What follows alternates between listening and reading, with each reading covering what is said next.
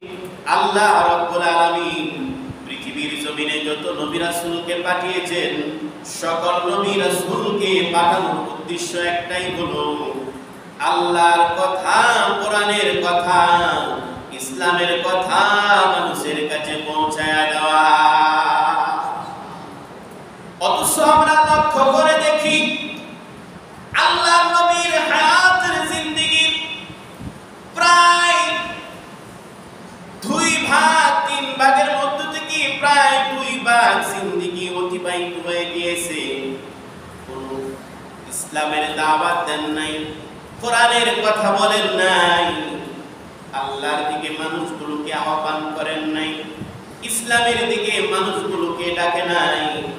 অথচ আল্লাহ তাআলা পৃথিবীর জমিনে যত নবী রাসূলকে পাঠিয়েছেন, সমস্ত নবী রাসূলকে কোরআনের দাওয়াত দেওয়ার জন্য, ইসলামের দাওয়াত দেওয়ার জন্য, আল্লাহর পথে মানুষগুলোকে ডাকার জন্য নবী রাসূলকে পাঠিয়েছেন। কিন্তু আমাদের নবীর দিকে যদি লক্ষ্য করি, তেনার 63 বছর হায়াতের জিন্দেগীর প্রায় 2 ভাগ সময় চলে গেছেন, কোনো দাওয়াত দেন নাই, কোনো কোরআনের কথা বলেন নাই, ইসলামের কথা বলেন নাই, ঠিক কিনা? এমন প্রশ্ন আমাদের মধ্যে যায়, এমন প্রশ্ন আমাদের মধ্যে যায়। কারণ আল্লাহর নবী জন্ম থেকে নবুয়ত প্রাপ্ত হওয়া পর্যন্ত কোনো মানুষকে কোরআনের দাওয়াত দেন নাই, ইসলামের দাওয়াত দেন নাই, ইসলামের দিকে, আল্লাহর দিকে ডাকেন নাই। নবুয়ত প্রাপ্ত হওয়ার পর থেকে ওফাতুন নবী পর্যন্ত 23 বছরের জিন্দেগিতে আল্লাহর নবী মানুষকে ইসলামের দাওয়াত দিয়েছেন। তাহলে নবুয়ত প্রাপ্ত হওয়ার আগ মুহূর্ত, এই সময়টা আল্লাহর নবী কোন কাজে ব্যয় করলেন? এরকম প্রশ্ন জাগে না জাগে? অবশ্যই জাগে। আল্লাহর নবী বিশ্ব নবী নবুয়ত প্রাপ্ত হওয়ার আগ মুহূর্ত 40 বছর জিন্দেগি আল্লাহর নবী দাওয়াত বিহীন কাটিয়েছেন। কোরআনের কথা বলেন নাই, ইসলামের কথা বলেন নাই। অথচ আল্লাহ তাআলা পৃথিবীর জমিনে যত নবী রাসূলকে পাঠিয়েছেন, সমস্ত নবী রাসূলকে ইসলামের কথা, কোরআনের কথা, আল্লাহর কথা মানুষের কাছে পৌঁছায়া দেওয়ার জন্য পাঠিয়েছে। তার জবাব হলো আল্লাহর নবী জন্ম থেকে নবুয়ত প্রাপ্ত পর্যন্ত এই সময়টা হলো নবীর জন্য নবুয়তের দলিল। এই সময়টা নবীর জন্য নবুয়তের দলিল। আর নবুয়ত প্রাপ্ত হওয়া থেকে ইন্তেকাল পর্যন্ত, ওফাতুন নবী পর্যন্ত এই সময়টা হলো উম্মতের জন্য শরীয়তের দলিল। নবীর জন্ম থেকে নবুয়ত প্রাপ্ত হওয়া পর্যন্ত এই সময়টাকে বলা হয় মিলাদুন নবী। আর নবুয়ত প্রাপ্ত থেকে ইন্তিকাল পর্যন্ত এই সময়টাকে বলা হয় ওফাতুন নবী। মিলাদুন নবী হলো নবীর জন্য নবুয়তের দলিল, আর ইন্তিকাল পর্যন্তকে ওফাতুন নবী বলা হয়। নবুয়ত প্রাপ্ত থেকে ওফাতুন নবী পর্যন্ত উম্মতের জন্য শরীয়তের দলিল। নবুয়ত প্রাপ্ত থেকে নবুয়ত প্রাপ্ত হওয়ার এক মুহূর্ত পর্যন্ত, জন্ম থেকে নবুয়ত প্রাপ্ত পর্যন্ত এই সময়টা কিসের জন্য, কিসের দলিল? নবীর জন্য নবুয়তের দলিল। হযরতে আমেনা বলেন, আল্লাহর নবী যেদিন পৃথিবীর জমিনে ভূমিষ্ঠ হয়েছে, আমার কোনো কষ্ট হয় নাই, আমার কোনো অশান্তি হয় নাই, আমার কোনো স্থিরতা লাগে নাই। আল্লাহর নবী বিশ্ব নবী পৃথিবীর জমিনে এসেছেন খতনা অবস্থায়। আল্লাহর নবী পৃথিবীর জমিনে সর্বপ্রথম যখন এসেছেন, এসে সর্বপ্রথম আল্লাহর প্রশংসা করেছেন। আল্লাহর প্রশংসার পর তিনি দোয়া করেছেন। হযরতে আমিনা বলেন, মুহাম্মদ পৃথিবীর জমিনে এসে সর্বপ্রথম আল্লাহর প্রশংসা করেছেন এবং দোয়া করেছেন। আল্লাহর নবী পৃথিবীর জমিনে এসেছে খতনা অবস্থায়। তাহলে আপনারা বুঝে থাকলে বলুন, এই ঘটনাগুলো কিসের দলিল? উম্মতের জন্য শরীয়তের দলিল না নবীর জন্য নবুয়তের দলিল? নবীর জন্য নবুয়তের দলিল, উম্মতের জন্য শরীয়তের দলিল নয়। যদি উম্মতের জন্য পালনীয় বিষয় হইতো, তাহলে আমি আপনি জন্মের সময় খতনা অবস্থায় এসেছি না পৃথিবীতে আসার পর আমার আপনার খতনা হয়েছে? পৃথিবীতে আসার পর খতনা হয়েছে। আমি আপনি যখন ভূমিষ্ঠ হয়েছি, মাকে কষ্ট দিয়েছি, অনেক ব্যথা হয়েছে মায়ের। যদি এগুলা উম্মতের জন্য পালনের বিষয় হইতো, তাহলে প্রত্যেকটা উম্মত জন্মের সময় মাকে কষ্ট দেওয়ার কারণে গুনাহগার হয়ে যাইত। আমি আপনি জন্ম হওয়ার পর কোনো প্রশংসা করি নাই, কোনো দোয়া করি নাই। যদি উম্মতের জন্য পালনের বিষয় হইতো, তাহলে আমি আপনি প্রশংসা না করার কারণে গুনাহগার হয়ে যাইতাম। আরো দলিল হলো নবুয়তের দলিল, আরো দলিল হলো আল্লাহর নবী যখন পৃথিবীর জমিনে এসেছেন, পারস্যের মধ্যে বিশাল বড় একটা অগ্নিখণ্ড ছিল, 1000 বছর যাবত চলতেছিল। যে আগুনটা আল্লাহর নবী জন্ম হওয়ার সাথে সাথে আগুনটা নিভে গেছে। আপনারাই বলুন, আমি আপনি জন্ম হওয়ার পর কোনো আগুন কেন একটা মোমবাতির আগুনও নিবে না? নিবেছে? নিবে নাই। তাহলে এগুলা পালনের বিষয় না নবীর জন্য নবুয়তের দলিল? আল্লাহর নবী বিশ্ব নবী পৃথিবীর জমিনে যখন এসেছেন, বাইতুল্লাহর ভিতর 360টা মূর্তি ছিল। ওই 360টা মূর্তি আল্লাহর কুদরতের পায়ে সিজদায় পড়ে গেছে। তাহলে আপনারাই বলুন, আমি আপনি জন্ম হওয়ার পর কয়টা মূর্তি আল্লাহর কুদরতের পায়ে সিজদায় পড়েছে? একটাও নয়। তাহলে এই কথার দ্বারা প্রমাণ হয়ে যায় এগুলা নবীর জন্য নবুয়তের দলিল, উম্মতের জন্য পালনের বিষয় না।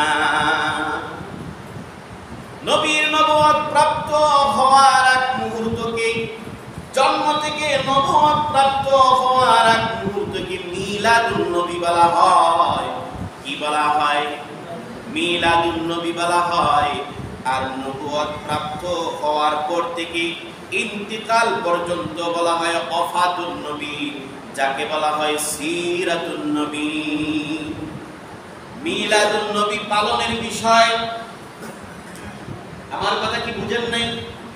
মিলাদুন নবী যারা এক শ্রেণীর মানুষ সমাজের মধ্যে, মুসলমান এক শ্রেণীর মানুষ যারা আশিক রাসূল হিসাবে দাবি করে, তারা মিলাদুন নবী উদযাপন করে, মিলাদুন নবী নামে অনুষ্ঠান করে, মিলাদুন নবী নামে বিভিন্ন ধরনের র্যালি বের করে, মিলাদুন নবী নামে মিছিল বের করে, কালেমার পতাকা হাতে নিয়ে হুব্বে রাসূল বলে চিৎকার করতে থাকে।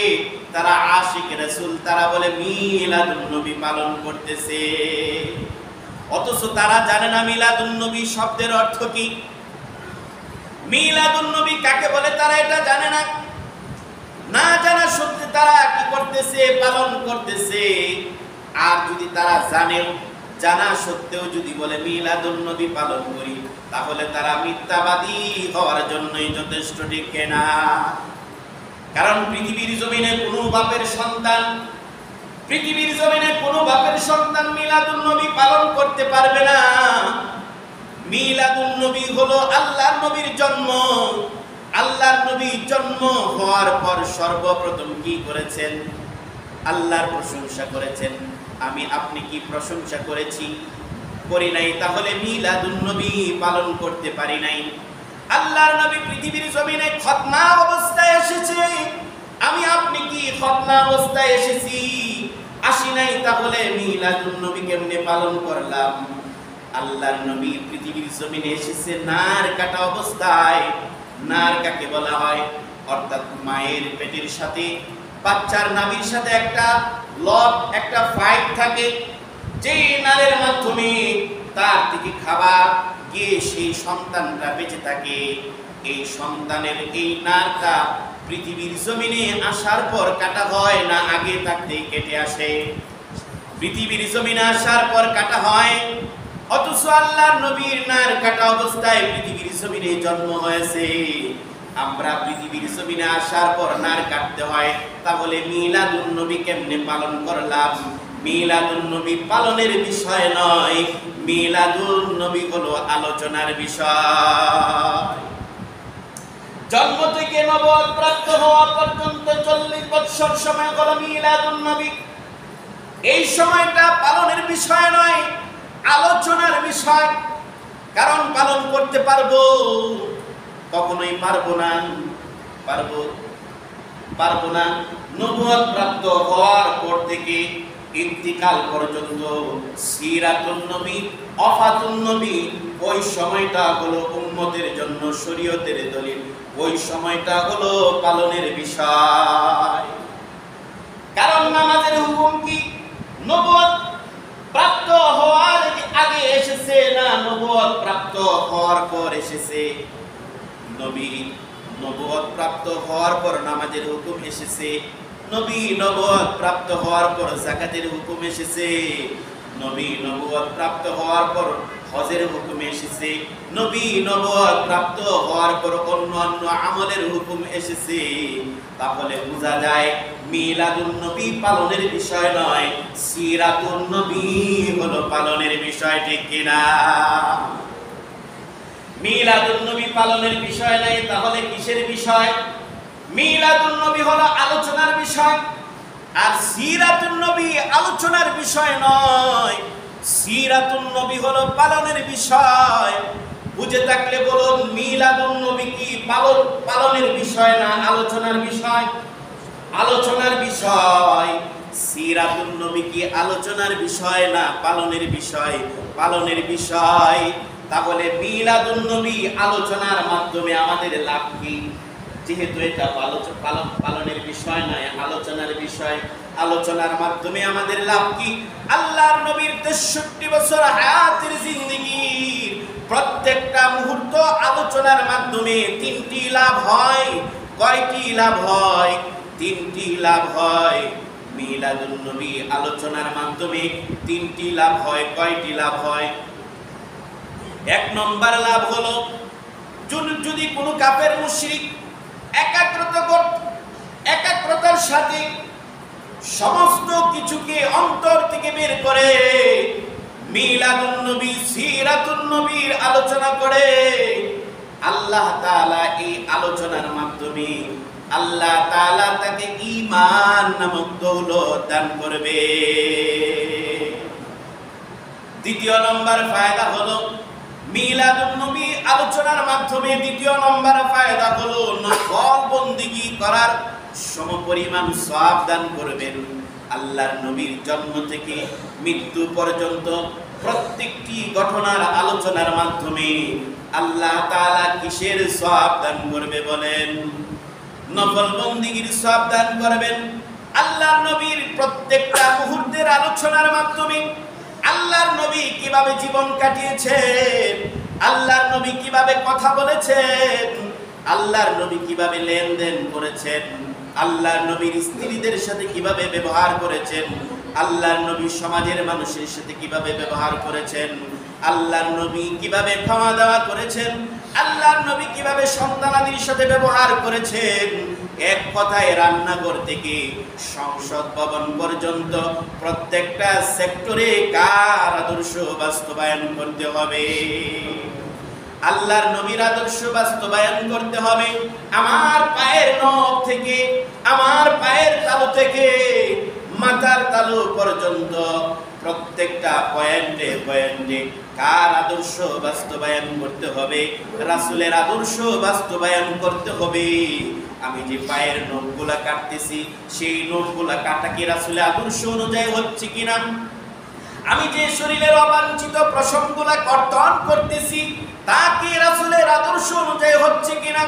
আমি যে হাতের নখ কাটতেছি তা কি রাসূলের আদর্শ অনুযায়ী হচ্ছে কিনা, আমি যে মাথার চুল কাটতেছি তা কি রাসূলের আদর্শ অনুযায়ী হচ্ছে কিনা, আমি যে মুখে দাড়ি রাখতেছি তা কি রাসূলের আদর্শ অনুযায়ী হচ্ছে কিনা, আমি যে মুছ কাটতেছি তা কি রাসূলের আদর্শ অনুযায়ী হচ্ছে না হচ্ছে কিনা, আমি যে ব্রাশ করতেছি মিসওয়াক করতেছি তা কি রাসূলের আদর্শ অনুযায়ী হচ্ছে কিনা, আমি যে খাওয়া দাওয়া করতেছি তা কি রাসূলের আদর্শ অনুযায়ী হচ্ছে কিনা, আমার লেনদেন কথাবার্তা সব কিছু কার আদর্শ অনুযায়ী হতে হবে, রাসূলের আদর্শ অনুযায়ী হতে হবে। তাহলেই তো আমি আপনি প্রকৃতপক্ষে আশিকে রাসূল। শুধুমাত্র রবিউল আউয়াল আসলে মিলাদের নামে মিছিল বের করা, রেলি বের করা, হুব্বে রাসূল বলে চিৎকার করার নাম কিন্তু আশিকে রাসূল নয়। আশিকে রাসূল হলো প্রত্যেকটা পয়েন্টে পয়েন্টে, প্রত্যেকটা সেক্টরে রাসূলের আদর্শকে বাস্তবায়ন করার নামই হলো আশিকে রাসূল। সেজন্যই তো আমি বলে থাকি রবিউল আউয়ালে নবী মনে পড়ে তোমার কথা, রবিউল আউয়ালে নবী মনে পড়ে তোমার কথা, কারণ ওই সময় পাওয়া যায় গরম গরম জিলাপি আর গজা, ঠিক কিনা?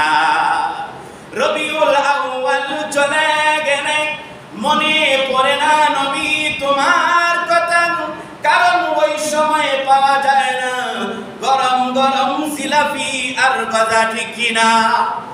তাহলে এতক্ষণ আলোচনার মাধ্যমে বুঝতে পারলেন মিলাদুন নবী কি পালনের বিষয় না আলোচনার বিষয়? আলোচনার বিষয়, পালনের বিষয় নয়। সিরাতুন নবী হলো পালনের বিষয়। যারা মিলাদুন নবী পালন করে এদেরকে দেখবেন লক্ষ্য করে এরা সিরাতুন নবী পালন করতে চায় না, মানতে চায় না। কারণ নামাজের হুকুম এসেছে মিলাদুন নবীর অবস্থায় না সিরাতুন নবী অবস্থায়। নবুয়ত প্রাপ্ত হওয়ার আগে কি নামাজের হুকুম এসেছে না নামাজের হুকুম এসেছে নবুয়ত প্রাপ্ত হওয়ার পর? যাকাতের হুকুম কি নবুয়ত প্রাপ্ত হওয়ার আগে এসেছে না নবুয়ত প্রাপ্ত হওয়ার পর এসেছে? নবুয়ত প্রাপ্ত হওয়ার পর এসেছে। হজের হুকুম কি নবুয়ত প্রাপ্ত হওয়ার আগে এসেছে না নবুয়ত প্রাপ্ত হওয়ার পর এসেছে?